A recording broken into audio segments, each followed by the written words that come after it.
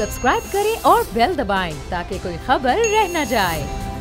अस्सलामुअलैकुम। प्रोग्राम में मैं सुमैया रिजवान आपको खुशामदीद कहती हूं। नाज़रीन, प्रोग्राम शुरू होने से पहले अभी आपने सुना कि वज़ीर आज़म ने आज ही ये एक सैलानी वेलफेयर के इफ्तिताह के मौके पर खिताब किया और उन्होंने कहा कि आखिर सब्र क्यों नहीं है लोगों में। 13 माह तो हुए लेकिन लोग सब्र नहीं करे।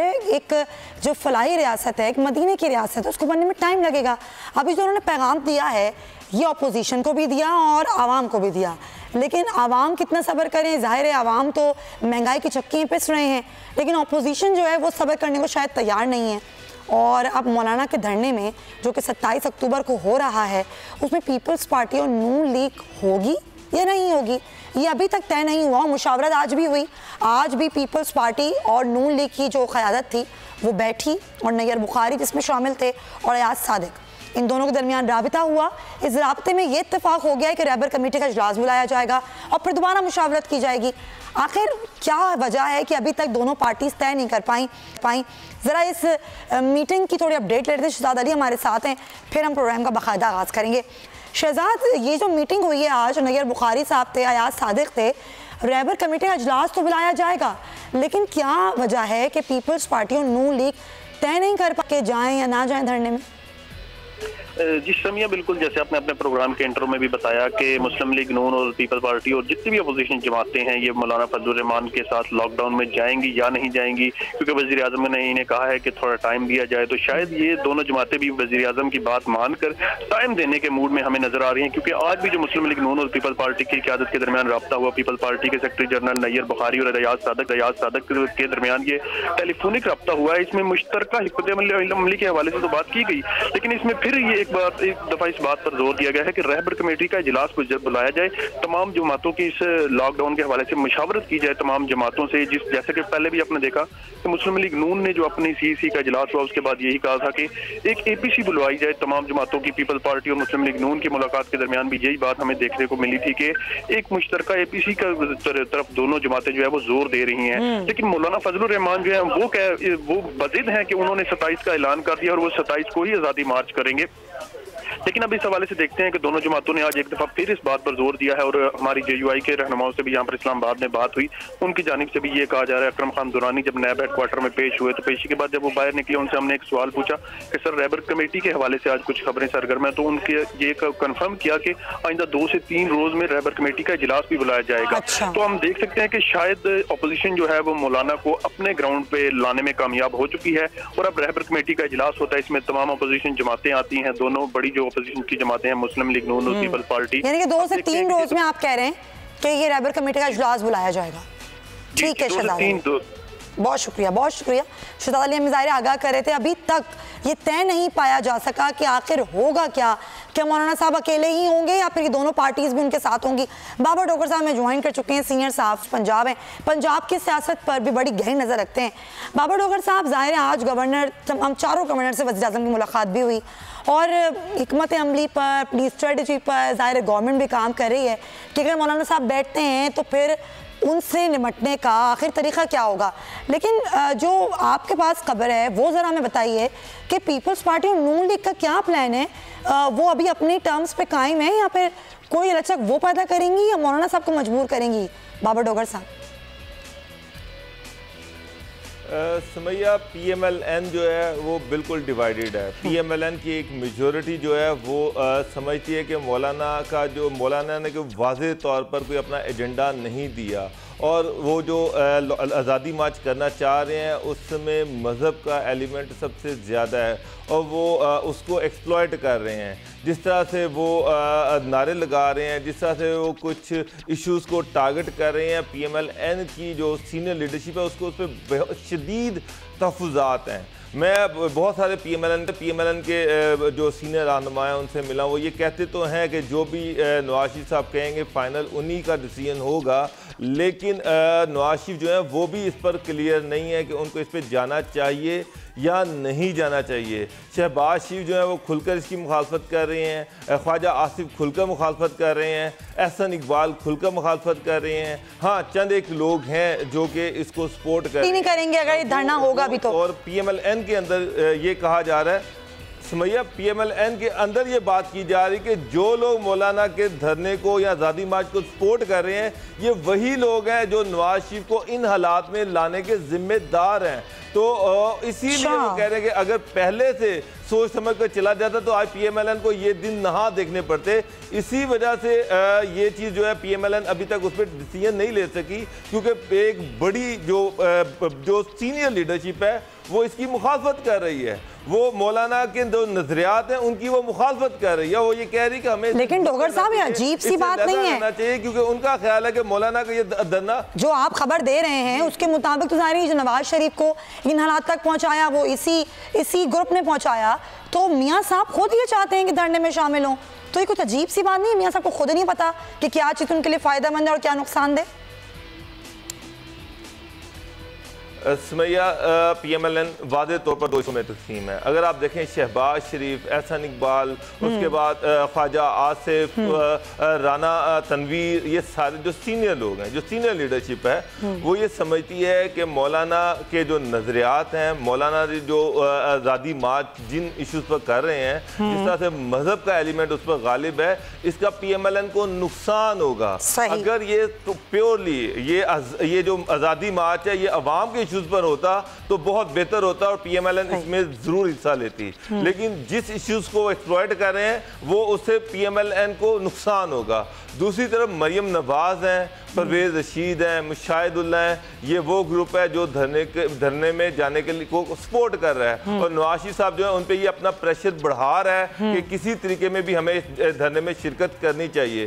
तो यही वो लोग हैं जो माजी में जिनकी वजह से डॉन लीक आई, जिनकी वजह से PMLN को ये दिन देखने पड़े।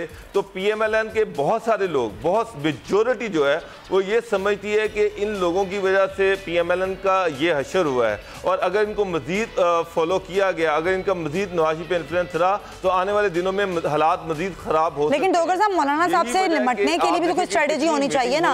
अगर मुस्लिम लीग नून ना भी हो साथ, पीपल्स पार्टी ना भी हो साथ, वो मौलाना साहब बैठ जाते हैं और जो स्ट्रीट पावर उनके साथ है उसको लेकर बैठ जाते हैं, तो फिर हुकूमत क्या करेगी? हुकूमत क्या सोच रही है? इस हवाले से कुछ बताइए। सुमैया, सबसे पहले उनके पास स्ट्रीट पावर नहीं है। आप इसको स्ट्रीट पावर नहीं कह सकती। स्ट्रीट पावर से मुराद पॉलिटिकल लोग होते हैं, वो लोग होते हैं जो किसी पार्टी के फॉलोअर्स होते हैं। ये तो सारे स्टूडेंट्स हैं, उनके 150 मदारिस हैं, उनके अंदर जो स्टूडेंट्स पढ़ रहे हैं ये उनको लेके आ रहे हैं। ये कोई पॉलिटिकल शो तो नहीं है, इसमें कोई आम बंदा तो नहीं आ रहा। मैं लाहौर में बैठा हुआ, 20 दिन रह गए हैं धरने को, मुझे तो यहाँ पर कोई एक्टिविटी नहीं नजर आ रही। मुझे तो PMLN के अंदर कोई ऐसी कैंपेन नहीं नजर आ रही। अगर 10 दिन के बाद PMLN ये फैसला कर दे कि हमने जाना है तो PMLN कैसे वर्कर्स को मोबिलाइज करेगी 4, 5, 7 दिनों में? तो मुझे तो ऐसा कोई सीन नहीं लग रहा कि यहाँ पे पॉलिटिकल पार्टीज के वर्कर किसी सूरत भी वहां पर जाएंगे। हाँ, अगर जाएंगे तो मौलाना के स्टूडेंट्स जाएंगे। लेकिन समैया, जो सबसे अहम चीज है वो है गवर्नमेंट का रवैया। देखिए, पॉलिटिकल पार्टीज जो अपोजिशन पार्टीज है, मैं देख रहा हूँ कि किसी भी तरीके से पार्टी या PMLN वो उनमें डिसीजन मेकिंग नहीं है। वो दोनों एलिमेंट्स को देख रहे हैं कि इसके नुकसानात क्या है, इसका फायदा क्या है, और इस वजह से वो डिसीजन मेकिंग नहीं कर पा रहे। लेकिन गवर्नमेंट जो है वो भी खामोश होकर बैठी हुई है। मुझे तो हैरत है कि गवर्नमेंट के अंदर कुछ ना कुछ ऐसे लोग होने चाहिए थे जो मौलाना के साथ निगोशिएट करते, जो PMLN को भी एंगेज करते, कहते भी हमारे साथ बातचीत करें, चाहिए कोई कमेटी बनाए जो मौलाना साहब से राब्ता करे और इस धरने को रुकवाए। पॉइंट लेकिन बाबा डोगर साहब, पीपल्स पार्टी की भी स्ट्रेटेजी जरा पता कर लें, क्योंकि पीपल्स पार्टी पंजाब में तो इतनी फाल नहीं है।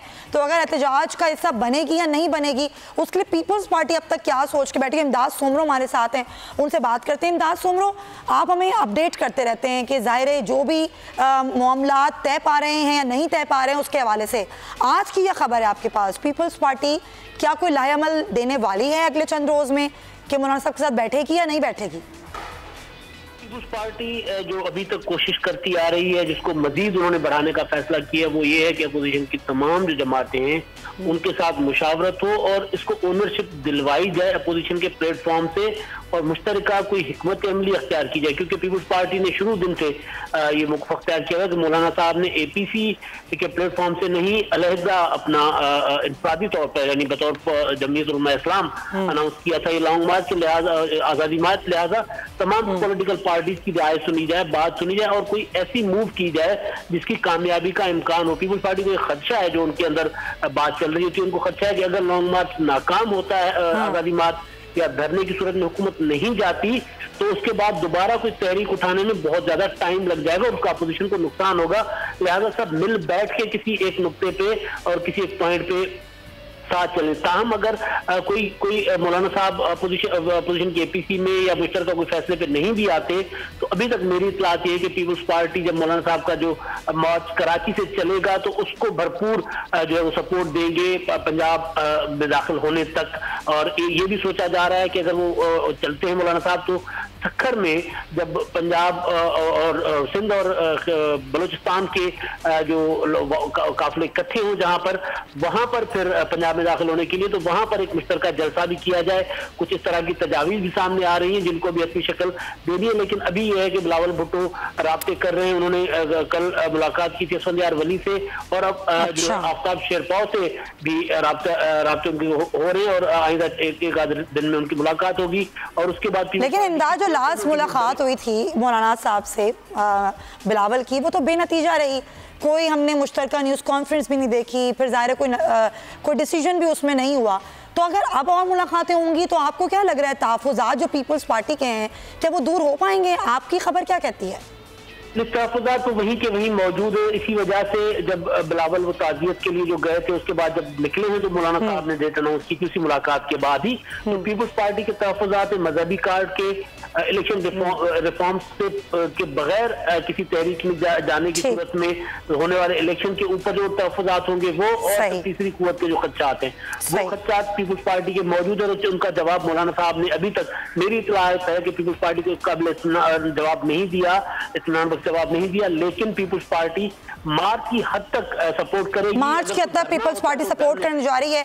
जरा मैं इसकी और तस्दीक कर देती हूँ। बहुत शुक्रिया अंदाज सोमरोज हमारे साथ मौजूद निसार खोड़ो साहब, पाकिस्तान पीपल्स पार्टी के सीनियर रहनुमा करें, उनसे बात करते हैं। खोड़ो साहब, क्या वजह है कि पीपल्स पार्टी अभी तक तय नहीं कर पाई कि 27 अक्टूबर को जो धरना देंगे मौलाना साहब, तो पीपल्स पार्टी भी उनके साथ होगी?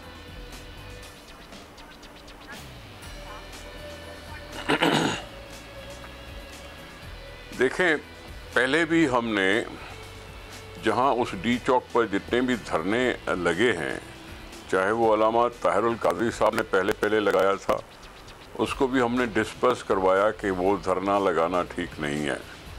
इमरान खान साहब ने धरना दे दिया, 3 महीने चला, पता नहीं कितने महीने चला। अल्लामा ताहिरुल कादरी साहब भी उनके साथ नहीं, उनके अलग, लेकिन धरना दिए बैठे थे। हम इस चीज़ को तो मानते हैं कि पॉलिटिकल पार्टी का पूरा हक है, ये डेमोक्रेटिक राइट है कि वो प्रोटेस्ट करे। प्रोटेस्ट के लिए लोगों को सड़कों पर ही आना पड़ता है। सड़कों पर चलते चलते कहीं ना कहीं शिकायत करनी पड़ती है। शिकायत का मेन मरकज़ ज़ाहिर है पार्लियामेंट हो सकता है, या फिर दूसरा है कायद-ए-आज़म की मज़ार। शिकायत करें तो किससे करें? हुकूमत से करें, क्योंकि हुकूमत से हम नाला हैं। मैं नाला नहीं हूँ, लेकिन अवाम नाला है। सिर्फ मैं नहीं, अवाम गुस्से में है। ये सारी जो चीज़ें होती है कि अवाम की महरूमियों को हम अवाम को अकेला नहीं छोड़ सकते, इसलिए हमने एहतजाज करने का तो हक है, हमारा डेमोक्रेटिक राइट है। और पीपल्स पार्टी उस डेमोक्रेटिक राइट को तस्लीम करती है, उसका साथ निभाना चाहती है। हमने सिर्फ ये कहा कि वो इंडेफिनिट धरना जो है, इंडेफिनिट धरना जिसकी कोई मुद्दत मुअय्यन नहीं की गई, उस धरने से हमें कुछ इख्तलाफ है। और फिर हो सकता है कि चार्टर ऑफ डिमांड में भी कोई ऐसी चीज़ें हैं जिसे हमें मशवरा करना चाहिए। उसके लिए हमने अक्सर यही कहा है कि ज़रा रहबर कमेटी के इजलास बुला लो, या वो जो मल्टी पार्टी कॉन्फ्रेंस होती है वो बुला ले। धरने करने से पहले तो कम से कम वो चार्टर ऑफ डिमांड जो है उसकी थोड़ी सी स्ट्रीम लाइनिंग हो सके, ये हमने भी कहा है, PMLN ने भी कहा है, आज ANP ने भी कहा है, और सब ने इस तरह की बातें की हैं कि जी उससे पहले जो इतना बड़ा हम कदम उठाने जा रहे हैं, उससे पहले ज़रा कुछ बातें अगर कहीं किसी के कन्फ्यूजन है दिमाग में तो वो ज़रा दूर हो जाए। और हम उसको आगे बढ़ा सकें, हमने ये कहा है। ठीक है खोड़ो साहब, जाहिर है जो आप खबर दे रहे हैं, अभी तक खबर यही, और हमारे अभी रिपोर्टर भी बता रहे थे कि फिलहाल पीपल्स पार्टी ने तय किया है कि जो सिंध की हद तक सपोर्ट है वो मौलाना साहब को दी जाएगी और सक्खर में एक मुश्तरका जलसा भी किया जाएगा। तो अगर ये सिर्फ जलसे की हद तक होगा, एहतजाज की हद तक होगा, या एक आज़ादी मार्च होगा, तो क्या आप समझते हैं कि आप कहते हैं कि आवाम नाला है, इसीलिए हम आवाम की ही इस वजह से हम एहतजाज करने जा रहे हैं? तो आपको लगता है कि एक दिन के एहतजाज से वो मकसद पूरा हो पाएगा जो पूरा करना चाहती है पीपल्स पार्टी? देखें, हमने प्रेस कॉन्फ्रेंसेस की, हमने जलसे भी किए, हमने जुलूस भी छोटे मोटे निकले होंगे, हमने इस तरह से अवाम से रुजू करने की जो हमारा हक बनता है हर पॉलिटिकल पार्टी का, वो हमने हासिल किया है। जब अवाम से रुजू करते हैं तो वो बातें जो है वो सीधी सीधी हुकूमत को भी जाती हैं। हुकूमत को अगर जाती हैं तो फिर हुकूमत पर ये लाजिम है कि अवाम की बातें सुने। आप खुद ही देख रहे हो कि बेरोज़गारी ने क्या अजदा का जैसा मसला बनाया हुआ है। इमरान खान के झूठे वादे, गरीबों को सस्ते घर, पता नहीं किधर गया, हवा में उड़ गया। महंगाई इतनी बड़ी है कि लोगों की कमर टूट गई। वो फॉरेन एड मिलने के बावजूद आवाम को रिलीफ नहीं मिला। महंगाई, बेरोज़गारी, झूठे वादे और मिस गवर्नेंस, क्योंकि मिस गवर्नेंस भी इसी वजह से है कि हर तीसरे चौथे महीने के बाद इमरान खान काबीना में रद्दोबदल करते हैं। मतलब कि उनकी नाहली उनके सामने खुल के आ गई है कि वजीर साहबान जो हैं वो अहल नहीं है। भी सारी बातें दुरुस्त हैं, नहीं है तो उनको मुकर्रर। लेकिन वज़ीर आज़म आज ये कह रहे हैं थोड़ा सब्र करें, 13 माह तो हुए, 13 माह में कोई जादू तो नहीं होगा कि एकदम सब कुछ चेंज हो जाए। एक सेकंड, जी जी, एक मिनट, एक सेकंड। इमरान खान कहता है कि मैंने 22 साल से सियासत की है, 22 साल से मैंने पार्टी बनाई है, 22 साल से मैं जदोजहद कर रहा हूं। तो क्या इन 22 सालों में उनको ये पता नहीं था कि पाकिस्तान की मईशत को कैसे चलाया जाएगा? क्या वो चुप करके वो सो रहे थे या इधर उधर की मस्तियां कर रहे थे? 22 साल में उनकी पार्टी ने कोई मंशूर नहीं बनाया, 22 साल में उनकी पार्टी ने कोई प्लानिंग नहीं की, 22 साल में उनको पता नहीं था कि पाकिस्तान के हालात क्या हैं, किसने कितने खराब किए हालात, कितने कितने ठीक किए हालात। क्या होता है कि हमें दिखाई नहीं देता कि कोई डेवलपमेंट काम हो रहा हो। हमें दिखाई दे रहा है कि जी वो डेवलपमेंट की जो बजट है उसमें कटौती पे कटौती किए जा रहे हैं। आवाम के पास ये अगर ब्लू कॉलर जॉब्स भी नहीं मिलेंगे तो महंगाई बढ़ेगी कि नहीं बढ़ेगी, बेरोजगारी बढ़ेगी कि नहीं बढ़ेगी। क्या ये सारा कुछ उनको पता नहीं था? 22 साल कि अभी आके ताना मारते कि जी अभी तो मैं सिर्फ 13 महीने हुए, 14 महीने हुए, 15 महीने हुए। सही, ये कोई सियासी पार्टी कह नहीं सकती। उन्होंने पहले खुद ही कहा था कि जी हम 100 दिन में ये कुछ करेंगे, हम 100 दिन में ये कुछ करेंगे। जब 100 दिन का उन्होंने बड़क मारी थी तो यकीनन कुछ ना कुछ सोचा होगा ना। तो 100 दिन में तो वो फेल हो गए। उसके बाद सवा साल हो गया या पौने 1.5 साल हो गया, उसमें भी उनका यही रोना है। रोने से कुछ नहीं होता, कुछ काम करने से कुछ होता है। तो मैं इस बात के कत्तन एग्रीड नहीं हूँ। इमरान खान को पता नहीं था कि पाकिस्तान को चलाया कैसे जाए। ठीक नहीं, तो चलें ये बात तो हो गई, लेकिन अब आप लोग क्या करेंगे? पीपल्स पार्टी बड़ी जमात है, हम एहतजाज करेंगे। सही, देखें बात, हम एहतजाज करेंगे, वो बातें बताएंगे जो अवाम के साथ इस वक्त तक हो चुकी हैं। ठीक, और एहतजाज करने की क्या जगह है? जगह कोई सूबा भी हो सकता है, हमने वो किया है। हमने जुलूस भी निकाले हैं, वो भी हमने किए हैं। सूबे के अंदर भी जुलूस निकले हैं। ये सारी चीजें दिखाने के लिए होती हैं कि भाई अवाम खुश नहीं है। अब अगर उनसे कोई बात नहीं आता, कोई लाइन सीधी नहीं रख सकता। आपने ट्रेडर्स का देखा, ट्रेडर्स ने किसके साथ जाके शिकायत की? प्राइम मिनिस्टर साहब के होते हुए शिकायत किसी और जगह क्यों की? सही, यानी एतमाद नहीं है प्राइम मिनिस्टर की गारंटीज पर। ये एतमाद जब टूटता है, जब अवाम का एतमाद टूटता है, तो फिर ये सियासी पार्टियां क्या दम चुप करके बैठ जाएं, आंखें बंद करके बैठ जाएं, कान बंद करके बैठ जाएं? ये नहीं हो सकता। तो इसलिए एहतजाज का हक हमसे कोई नहीं छीन सकता, न छीनना चाहिए।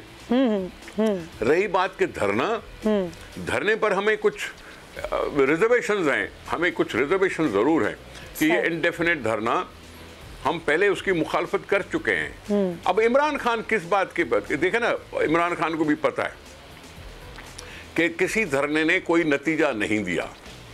चाहे वो ट्रेन मार्च हो, चाहे वो पैदल मार्च हो, चाहे वो धरने हो, वो कामयाब नहीं हुए थे। इमरान खान का धरना कामयाब नहीं हुआ था, वो सिर्फ आवाम से रुजू करने का एक जरिया ज़रूर बना, लेकिन धरना कामयाब नहीं था। अब ये सारे धरने, सारे जुलूस अगर ये कामयाब नहीं होते तो फिर इमरान खान कपकपा क्यों रहा है? वो क्यों कह रहा है कि हम इसको पकड़ लेंगे, हम ये करेंगे, हम वो करेंगे, और मौलाना फजल रहमान साहब के केसेस खोलेंगे और यूँ कानूनी कार्रवाई करेंगे? ये सारी क्यों कह रहा है? उसको पता है कि धरने कामयाब नहीं होते, तो फिर उसको देना चाहिए। तो खोड़ो साहब, धरने के तो मुखालिफ हैं आप लोग। आता है तो आने दो ना। अच्छा ठीक है, इस्लामाबाद के रोड क्या हमारे पास पॉइंट टेकन। एक सवाल आप मेरा ले लें, फिर मुझे ब्रेक पर जाना है। खोड़ो साहब, धरने के मुखालिफ हैं आप लोग, एहतजाज करेंगे, वो एहतजाज पूरे मुल्क में होगा या सिर्फ सिंध की हद तक होगा? क्योंकि पंजाब में तो पीपल्स पार्टी इतनी फाल नहीं है, तो वहाँ पर अवामी राब्ता मुहिम कहाँ तक पहुँची है? पंजाब में क्या आवाम से राब्ता किया जा रहा है कि वो भी आपके एहतजाज में शरीक हों?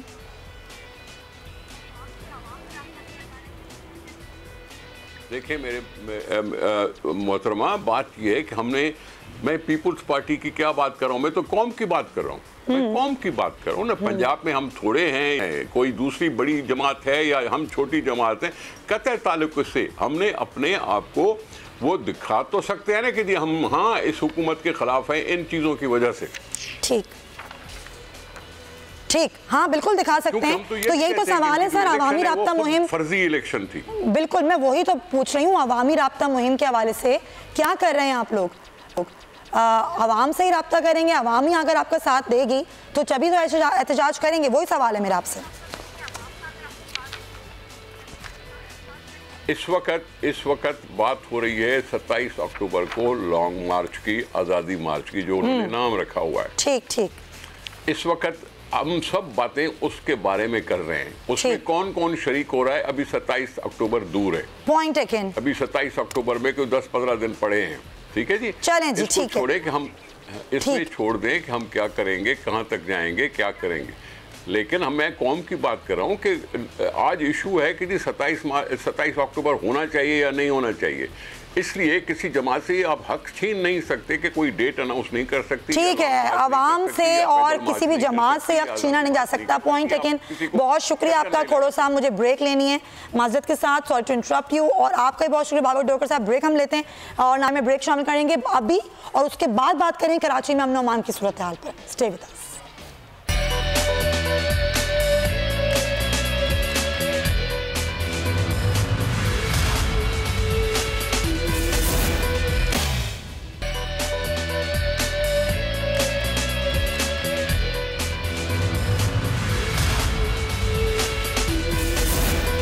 शो पे वापस आते हैं नाजरीन, और ज़ाहिर FATF का मामला है। पाकिस्तान अपनी तमाम तर कोशिशें कर चुका है, अलबत्ता FATF के मामले पर जो भारत का किरदार है उस पर अब बयान भी सामने आया है, और दफ्तर खारजा की जानिब से कहा गया है कि भारतीय वज़ीर का दिफा का जो बयान है वो हम मुस्तरद करते हैं। और ये दावा किया गया था भारतीय वज़ीर दिफा की जानिब से कि पाकिस्तान किसी भी वक्त ब्लैक लिस्ट हो जाएगा। ज़रा इस पर बात कर लेते हैं, इस खबर पर, और जो दफ्तर खारजा का बयान सामने आया उस पर भी गुलाम मुर्तज़ा हमारे साथ हैं। गुलाम मुर्तज़ा, ज़ाहिर भारत इससे पहले कई दफ़ा ये कोशिशें कर चुका है, लेकिन सारी कोशिशें भारत की नाकाम हुई और पाकिस्तान जो है वो इस लिस्ट से बाहर निकल आया। अब जो बयान सामने आया कि पाकिस्तान ब्लैक लिस्ट में चला जाएगा FATF की, इसको पाकिस्तान ने मुस्तरद कर दिया। आपके पास क्या खबर है? दफ्तर खारजा या हुकूमत सतह पर क्या, किस तरीके से इस चीज़ को मुस्तरद किया गया है? जी, भारतीय वज़ीर दिफा का जो बयान है वो बुनियादी तौर पे हक़ाइक़ से बिल्कुल मुनाफी है। एक तरफ पाकिस्तान ATF जो है FATF के चैलेंजेस, उससे पाकिस्तान निपटने के लिए नबर्दज़मा है, और लेकिन दूसरी तरफ हम देखते हैं कि खित्ते की जो सियासी कुव्वतें हैं वो पाकिस्तान के खिलाफ अपने मकासद हासिल करने के लिए FATF के नाम को इस्तेमाल कर रही है। भारत एशिया पैसिफिक ग्रुप में अपनी मुआवन चेयरशिप वो रखता है वहाँ, लेकिन इसी मुआवन चेयरशिप के होते हुए वो कोशिश ये कर रहा है कि पाकिस्तान के हवाले से गलत इत्तलाआत जो हैं वो अवाम को देता रहे। इसी नजरिए को फॉलो करते हुए ये भारतीय वज़ीर दिफा का ये बयान था, जिसको आज पाकिस्तान ने यकसर मुस्तरद किया है। 13 से 18 अक्टूबर तक पेरिस में इजलास हो रहा है, जिसमें प्रिलिमिनरी रिपोर्ट जो है पाकिस्तान के हवाले से उसका जायजा लिया जा रहा है। यहाँ जो शेड्यूल है वो 13 से 18 का है। अक्टूबर को पेरिस में हो रहा है, प्रिलिमिनरी मीटिंग है। पाकिस्तान ने अपनी बहुत सी दस्तावेजात तैयार की हुई हैं जो पेश कर दी जाएंगी। 40 सवाल तफसील से पूछे गए थे। 36 सवालात के जवाब पर पाकिस्तान ने FATF को मुतमईन कर दिया है, आगाह किया है, जी मुतमईन किया है। और 4 सिफारिशात ऐसी हैं जिन पर पाकिस्तान से मजीद वजाहत तलब की गई थी। ये पेरिस में होने वाले इजलास में पाकिस्तान मनी लॉन्ड्रिंग और तकरीबकारों की मुआवनत वाले अकाउंट्स और असासों के बारे में तफसीलात की वजाहत करेगा। इसके साथ साथ टेररिज्म फाइनेंस जो है, इस हवाले से पाकिस्तान ने बहुत से इक़दाम कर रखे हैं, उसके हवाले से भी पाकिस्तान उनको बताएगा। पाकिस्तानी वफ्द की क़यादत वजीर जो है पाकिस्तान के वफाकी वजीर हमाद अजहर करेंगे। कुछ अरकान अभी पेरिस पहुंच चुके हैं, कुछ जाएंगे पेरिस में। ज़ाहिर है आम इजलास होगा। बहुत शुक्रिया गुलाम मुर्तज़ा। एक बात ठीक है, बहुत शुक्रिया। गुलाम मुर्तज़ा बता रहे थे कि ज़ाहिर 40 सवालात थे जो दिए गए थे और पाकिस्तान ने 36 सवालों पर अपनी सिफारिशात भी दी और मुतमईन भी कर दिया है। इंशाअल्लाह पाकिस्तान इन तमाम तर सूरत हाल से बाहर निकलेगा और भारतीय साजिशें नाकाम हुई हैं और होंगी। आगे बढ़ते हैं नाजरीन, और जरा कराची में अमन अमान की सूरत हाल की बात करते हैं। हमने देखा कि कराची में स्ट्रीट क्रिमिनल्स की जो वारदातें हैं उनमें इजाफा हुआ, स्ट्रीट क्राइम में इजाफा हुआ, डकैतियाँ और चोरियां बहुत बढ़ गई हैं। जो कराची के शहरी हैं वो अपने आप को सड़कों पर कराची की गैर महफूज समझने लगे हैं, लेकिन जो पुलिस है वो खामोश तमाशा आखिर क्यों बनी हुई है। शुएब बंडी डिप्टी ब्यूरो चीफ हमारे साथ कराची स्टूडियो से मौजूद हैं, तमाम तर गहरी नज़र रखते हैं इस तरह के मामलों पर। हम पर बात करते हैं। शुएब, हमने देखा कि कुछ दिनों में इस तरह के वाक़यात में इजाफा हुआ है। मैं आपकी जानिब आती हूँ, लेकिन उससे पहले एक रिपोर्ट है जो कि नाज़रीन साथ शेयर कर लूँ, फिर आपसे बात करते हैं। एक रिपोर्ट मुरतब की गई नाज़रीन, पहले वो देखिए। शुएब, तो रिपोर्ट देखी आपने भी, और जाहिर है ये मामलात हैं, देखो ये रमा मामले देखे ज़्यादा हो गए और कराची में जो शहरी हैं वो जाहिर है अपने आप को अनसेफ फील कर रहे हैं सड़कों पर। किसी भी इलाके में रुकी नहीं है ये चीज़, बल्कि हम बढ़ती हुई देख रहे हैं। इसके पीछे क्या वजह है? आपकी बात हुई होगी पुलिस ऑफिसर से।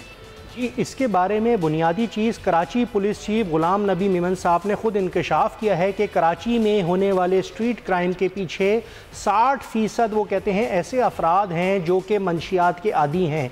वो जेलों में भी मुख्तलिफ़ केसेस में गिरफ़्तार होकर जेल जाते हैं, लेकिन जब जेल से वापस आते हैं तो फिर वो इसको, क्योंकि ये आसान क्राइम है, स्ट्रीट क्राइम एक ऐसा जुर्म है जो कि बासानी हो जाता है। एक आप पिस्तौल ले लें तो आप कई अफराद को लूट सकते हैं, कई ख़वातीन से उनके जेवरात उतरवा सकते हैं, कई अफराद से मोबाइल फ़ोन छीन सकते हैं। कराची पुलिस चीफ गुलाम नबी मेमन साहब का ये अपना दावा है कि 60% स्ट्रीट क्राइम में मुलव्वस मंशियात का नशा पूरे करने के लिए जो जराइम पेशा अनासिर हैं वो करते हैं। कराची में इस वक्त अगर हम 2019 की अभी तक की बात करें तो कराची में होने वाले जराइम के जो अदादो शमार रिकॉर्ड पर हैं वो 56,000 से ज़्यादा फिगर क्रॉस कर चुके हैं। सिर्फ अगर मोटी मोटी 4 बातें कर ली जाएँ, कराची में गाड़ियाँ चोरी और छीनने के 11,000 से ज़ायद वाक़यात रिपोर्ट 1100 से ज़ायद वाक़यात रिपोर्ट हो चुके हैं। इसके साथ मोटरसाइकिल चोरी और छीनने के तकरीबन 19,000 से ज़ायद रिकॉर्ड पे पुलिस और CPLC के पास अदादो शुमार मौजूद हैं। ये सिर्फ 2019 की बात कर रहा हूँ। 19,000 मोटरसाइकिलें शहर से चोरी या छीनी गई हैं। मोबाइल फ़ोन्स की अगर बात कर लें तो ये फिगर 33,500 पे जा पहुंचा है।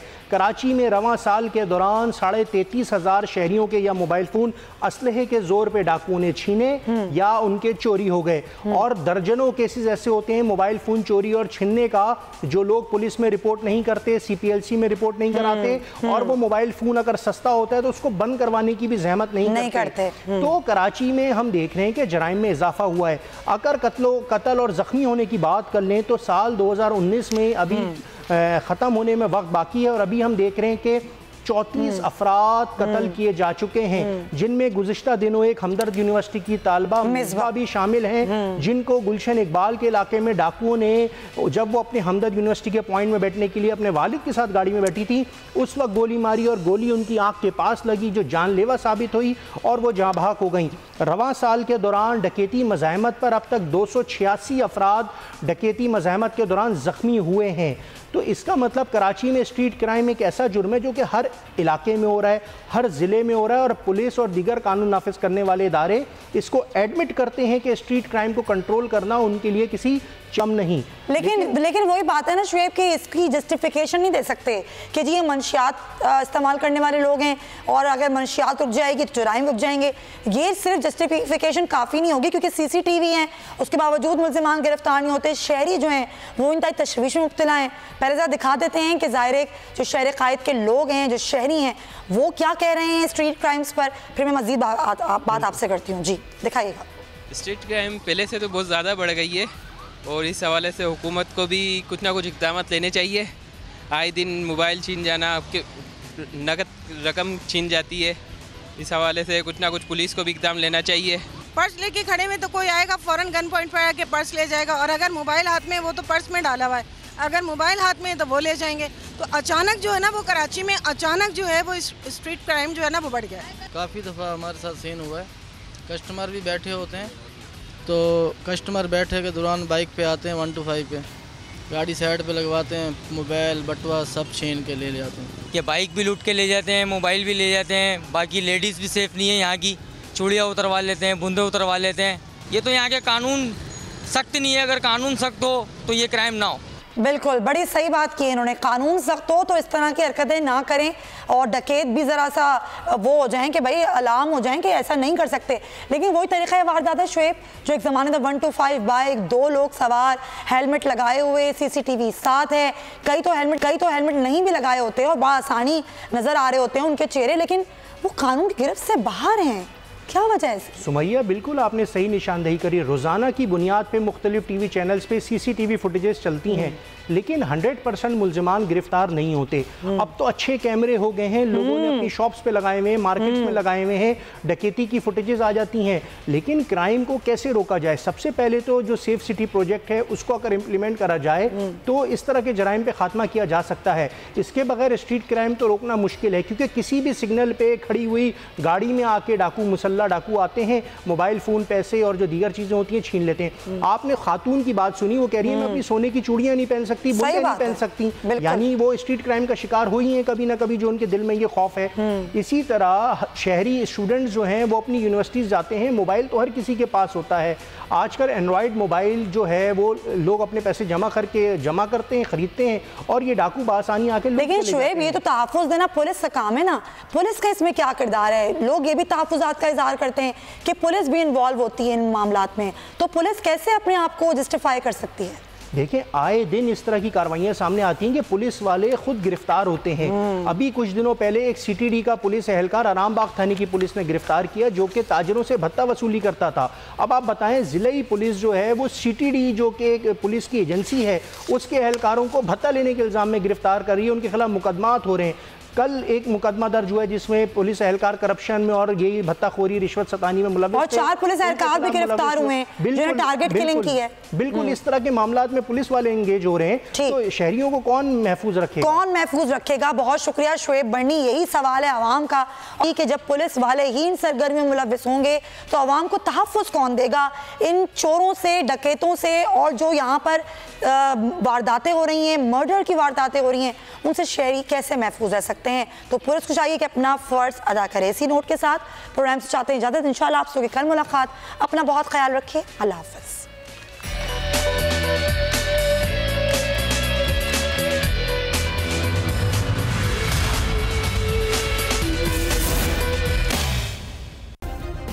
सब्सक्राइब करें और बेल दबाएं ताकि कोई खबर रह न जाए।